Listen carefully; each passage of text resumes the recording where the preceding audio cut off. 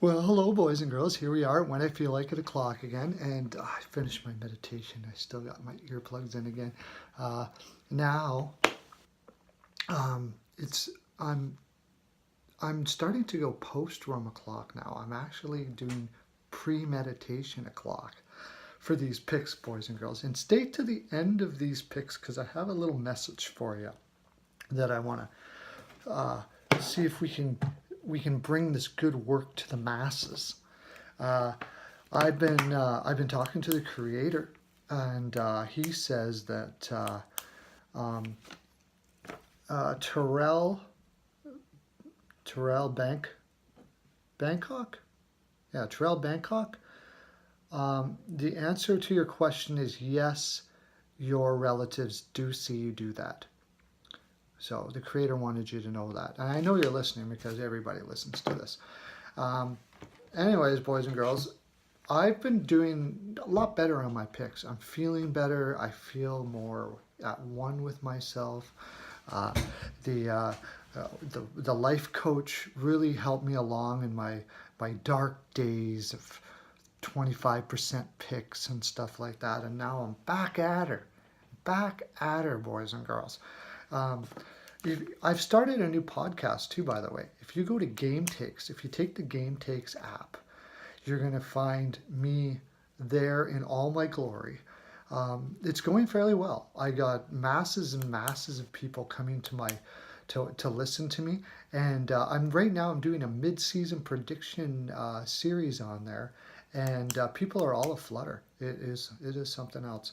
Okay, boys and girls, we should probably get to our picks, but remember, at the end of this message, I have a message for you, so we can continue on this fine programming. Avs versus the Leafs tonight.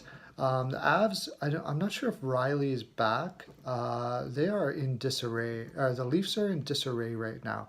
Um, I can't really put my finger on it, except I think a lot of times Babcock has a tendency to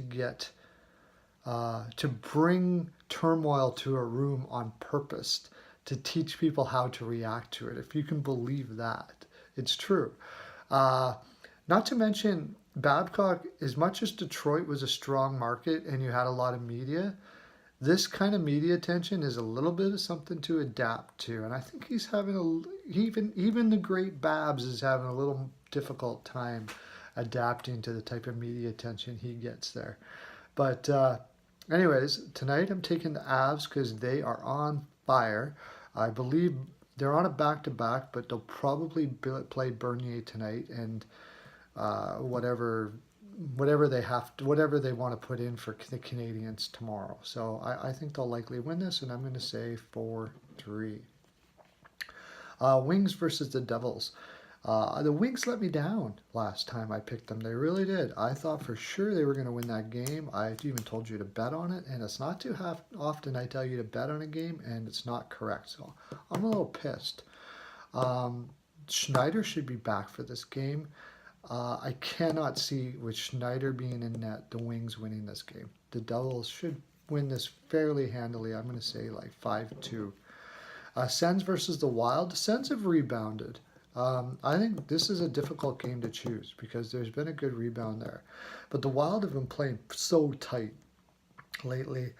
I'm going to take the Wild at home. I'm going to say 3-2, but not totally confident. I'm not sure I wouldn't bet this game because you're not going to make any money on the line anyways. So unless you take the Sens. If you're going to take a flyer on the Sens here, it's not a bad bet actually. You probably get some good money on that game. Bolts versus the Hawks. Now here's an interesting game. They have right now projecting Vasilevsky being in net. I can't see it. It's on a back-to-back, and I can't remember who they're playing tomorrow, but it's a stronger opponent than the Hawks. I think it's quite likely that you're going to see. Oh, geez, I just looked up his name and now I can't remember. Anyways, their backup that was an ex-Phoenix goaltender. Why the heck do I not remember? Deming, that's right. They're going to be playing Deming tonight, and he could play well. It's hard to say. I mean, he seems to have rebounded. I would not bet on this game. The Hawks are going to be playing Forsberg. Last game, they shot the shit out of their opponent. But the bolts are without headmen. So it really could go either way on this game. My gut feeling is the Hawks. And my gut feeling is usually not right.